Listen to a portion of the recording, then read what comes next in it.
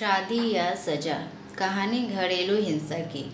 रात के 9 बज रहे थे। सास और ननद अमृता को देख रही थी और अमृता उनकी आंखों में देखकर डर से थर-थर काँप रही थी। उसकी सास चिल्लाकर बोली, तुम्हारी हिम्मत कैसे हुई मेरे ही घर में ऐसे कुछ करने की? 4 दिन भी नहीं हुए मेरे घर में आकर तुम्हें, और खुद को मालकिन समझने लगी क्या? आने दो मेरे बेटे को। तुम्हारा हाथ पैर तोड़ने के लिए नहीं कहा तो मेरा नाम भी सुनैना नहीं। आज क्या हुआ पता नहीं। सास जितनी निर्दयी थी उतना ही निर्दयी अपने बेटे को भी कर दिया था। हर एक नए दुल्हन अपने पति के घर जाने के लिए राह देखती है, पर अमृता, वो तो उसके पति की राह भी कभी नहीं देखती थी, क्योंकि वह अपने पति से बहुत डरती थी। मन ही मन में भगवान का जाप जप रही थी कि उसका पति आज घर पर आए ही नहीं। पर जब तक उसका पति घर पर ना आए तब तक उसे उसकी सास खाना खाने नहीं देंगी। इतनी निर्दय उसकी सास ने रसोई घर को ताला लगा रखा था। ऐसा क्या हुआ था कि सुनैना अमृता को इस प्रकार का दुख दे रही थी? और अमृता के पति मतलब अजय का ऐसा क्यों स्वभाव था कि नई दुल्हन होकर भी वह अपने पति की राह नहीं देखती थी? अमृता की शादी अजय से 5 महीने पहले हुई थी। अमृता के माँ बाप नहीं थे। 12वीं की पढ़ाई होते ही उसके चाचा चाची ने उसकी शादी करवा दी। अमृता की जिम्मेदारी से उसके चाचा चाची मुक्त हो गए। उसकी चाची ने उसकी शादी के बाद के त्यौहार भी नहीं मनाए। उसे 4 दिन के लिए मायके में त्यौहार मनाने के लिए बुलाया भी नहीं। उसकी शादी करके जिम्मेदारी से मुक्त हो गए बस। अमृता के ससुराल में उसकी सास सुनैना, पति अजय और ननद मोनिका, जिसकी शादी पक्की करके सगाई कर दी थी। छोटा सा परिवार था। सुखी और शांतिपूर्ण गृहस्थी के सपना लेकर अमृता इस घर में आई थी। पर सपना तो सपना ही होता है। हर समय सपना सच होना कम मुमकिन होता है। उसका भी सुखी गृहस्थी का सपना तो सपना ही रह गया। अमृता की उम्र 18 की पूर्ण हो गई थी और अजय 30 का था। दोनों के बीच में 12 साल का अंतर था। सास सुनैना ने अमृता के लिए 10 नियम बनाए थे। सुबह 4 बजे उठकर पूरे घर की साफ सफाई करना, बाद में नहाकर भगवान की पूजा करने के बाद में रसोई में जाना, हमेशा सर पर पल्लू रहना, सबसे पहले खाना ना खाना, मतलब सबके खाने के बाद ही अमृता खा सकती थी। ऐसे और भी कितने नियम कायदे सुनैना ने अमृता के लिए बनाए थे। अमृता को यह नियम पालन करने ही पड़ते थे, पर अभी उम्र ही क्या थी उसकी। उस वक्त उसके हाथ से अगर भूल हो भी जाती तो उसका पति या उसकी सास या फिर उसकी ननद उसे सजा देते ही थे। उसे मारने की भी कोई कमी नहीं रखते थे। उससे 5 साल बड़ी ननद मोनिका उस पर हाथ उठाने के लिए आगे पीछे भी नहीं सोचती थी। शादी को 10-12 ही दिन हुए थे। हर रोज अजय 8 बजे तक आ जाता था, पर उस दिन 10 बज गए थे पर अभी तक अजय आया नहीं था। अमृता को बहुत जोर की भूख लगी थी। उसने खुद के लिए थाली बनाई और रसोई में खाने के लिए बैठी। अभी पहला ही निवाला मुंह में डाल रही थी कि उसकी सास ने देख लिया। उस पर उसकी सास बहुत चिल्लाई। वह अमृता से सहन नहीं हुआ। तभी अमृता बोली, वह अभी तक आए नहीं, मुझे बहुत भूख लगी थी इसीलिए खाने के लिए बैठे। सास कुछ बोलने वाली थी तभी मोनिका आगे आई और अमृता को चाटा मार दिया। तुम्हारी हिम्मत कैसे हुई मेरी माँ के सामने बोलने की? तुम्हारे घर में तुम्हें खाना नहीं मिलता था क्या? मेरे भाई की तुम्हारा पति है, उसकी राह नहीं देख सकती क्या? अरे औरत अपने पति के लिए क्या क्या नहीं करती। उतने में सास बोली, रहने दे मोनिका, क्यों इसके संस्कार सिखा रही हो? माँ बाप तो रहे नहीं और चाचा चाची ने इसकी लड़की हमारे पल्ले बांध दी। रहने दो, तू चल बाहर, मैं ही रसोई में ताला लगा देती हूँ। और उसे बाहर धकेल कर ताला लगा दिया। अमृता आंखों में आंसू लेकर बस देखती रह गई। 11:30 बजे अजय घर आया तो अमृता ने अजय को भड़काया। वह तो माँ का भक्त। इतना ही सुनकर उसने गुस्से में आकर अमृता को थप्पड़ मारा। उसे उस दिन खाना भी नहीं मिला। अभी आज की ही बात लो। अमृता घर में रसोई घर में खाना बनाकर सुनैना और मोनिका को खाना दे रही थी। दोनों हॉल में टीवी देखते देखते खाना खा रही थी और इधर अमृता एक एक गरम गरम रोटी उनको परोस रही थी। आज सुबह अमृता को सिर्फ एक ही रोटी उसकी सास ने खाने को दी थी। अमृता को बहुत जोर की भूख लग रही थी, पर अजय तो 10 बजे से पहले आने वाला नहीं था। पर अमृता को भूख सहन नहीं हो रही थी। सास और मोनिका का खाना खाने के पहले, रसोई घर को ताला लगाने के पहले अमृता ने जल्दी से रोटी अपने पल्लू में बांध कर रख ली। जब माँ बेटी का खाना होने के बाद उन्होंने अमृता को बाहर निकलकर रसोई घर पर ताला लगा दिया और दोनों उनके रूम में आराम करने के लिए निकल गई।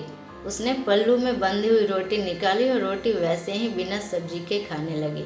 रोटी खाते खाते उसकी आंखों में आंसू बह रहे थे। उसका स्वाभिमान इस बात के लिए रजामंदी नहीं दे रहा था, लेकिन क्या करे, यह भी उसे समझ आ रहा था। ठीक उसी समय सुनैना कोई काम के लिए इधर आई और उसने अमृता को रोटी खाते हुए देख लिया। बस फिर क्या था, तमाशा चालू हो गया और उस वजह से अमृता भगवान से प्रार्थना कर रही थी कि अजय घर पर आए ही नहीं। क्या पता आज वो क्या करेगा। शादी के बाद इनके ही सामने खाना खाया था, तब भी थप्पड़ मारा था, पर आज तो रोटी चुरा कर खा रही थी। थोड़ी देर बाद अजय घर पर आया तो अमृता का दिल जोर जोर से धड़कने लगा। डर के मारे पसीने से भीग गई। कुछ ही मिनटों बाद अचानक से अजय का जोर से आवाज़ आया, अमृता जल्दी बाहर आओ। अमृता डर कर थर थर काँपते हुए बाहर आई। देखा तो सास अभी भी शेर की तरह उसकी तरफ देखकर गुर्रा रही थी। मोनिका मन ही मन में मुस्कुरा कर देख रही थी और अजय उसकी आंखें खून के जैसे गुस्से से लाल हो गए थे। जैसे ही अमृता अजय के सामने आई, उसने उसके बालों को पकड़कर जोर से धकेल दिया। अमृता बहुत जोर से चिल्लाई, तेरी इतनी हिम्मत हुई कि तू अपने ही घर में चोरी करती है? रुक, तुझे अभी मैं बताता हूँ। बोलते बोलते अजय ने अपने कमर का बेल्ट निकाला और अमृता को मारने लगा। अमृता जोर जोर से रोते हुए, दर्द से चिल्लाते हुए उससे माफ़ी मांग रही थी, पर उसके पति को और घर में रहने वाली 2 औरतों को उस पर दया नहीं आई। अमृता को सहन नहीं हो रहा था। तभी उसने अजय को धक्का दिया और घर के बाहर भागने लगी। तभी, अरे पकड़ो उसे, बाहर कहाँ चली? सुनैना अजय को बोली। तभी अजय बोला, जाने दो माँ, भाग कर जाएगी कहाँ? उसे पालने के लिए उसके मायके वाले हैं जो उसे संभाल लेंगे। आएगी वापस घूम के यहीं पर, जाने दो उसे। पहले मुझे खाना परोसे, मुझे बहुत भूख लगी है। अजय का बोलना सुनकर सुनैना ने अजय को खाना दिया और आज भी सभी खाने के लिए बैठे, पर अमृता की याद किसी को भी नहीं आई।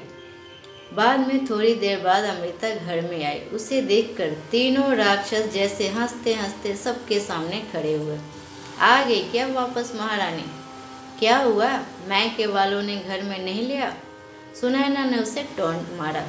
तभी अजय उसे बोला, जब तक तुम मेरे पैरों पर अपनी नाक नहीं रगड़ती, तब तक मैं तुम्हें घर के अंदर आने नहीं दूंगा। मुझे धक्का देकर चली गई थी ना? हाँ भैया, इतनी जल्दी से माफ़ मत करना। अब अगर इसे माफ़ किया ना तो कल यह सिर पर चढ़कर नाचने लगेगी। ऐसी लड़की का क्या भरोसा? अरे भरोसा तो अभी हमें तुम पर भी नहीं रहा। जो अपनी भाभी का सम्मान नहीं कर सकती, वह लड़की हमारे घर का क्या मान बढ़ाएगी? अचानक अमृता के पीठ के पीछे से मोनिका के होने वाले ससुर की आवाज़ आई और वह अंदर आए। उन्हें देखते ही तीनों के चेहरे का रंग ही उड़ गया। अरे समधी जी, आप कब आए? सुनैना साड़ी ठीक करके माथे पर पल्लू लेकर बोलने लगी। उसी वक्त आया जिस वक्त आपकी बहू रास्ते से डरकर इधर से उधर भाग रही थी। अच्छा हुआ अभी से ही तुम्हारा असली चेहरा हमें दिख गया। मैं आया नहीं तो हमारे घर की बर्बादी हो गई होती।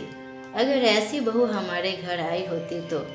मोनिका के होने वाले ससुर उसकी तरफ हाथ दिखाकर बोले, नहीं नहीं, आपको कोई गलत फहमी हो गई है पापा। आप अंदर तो आइए, मैं आपको सब समझाती हूँ। मोनिका ऐसे बोली तो उसके ससुर बोले, कौन से पापा? किसके पापा? माफ़ करो हमें, अब आपके साथ कोई भी रिश्ता नहीं करना, और जो आपको समझाना है ना वो बाहर खड़े पुलिस को बताना। अचानक पीठ के पीछे से पुलिस अंदर आई। पुलिस को देखकर उन तीनों की बोलती ही बंद हो गई। क्या बोले कुछ समझ नहीं आ रहा था।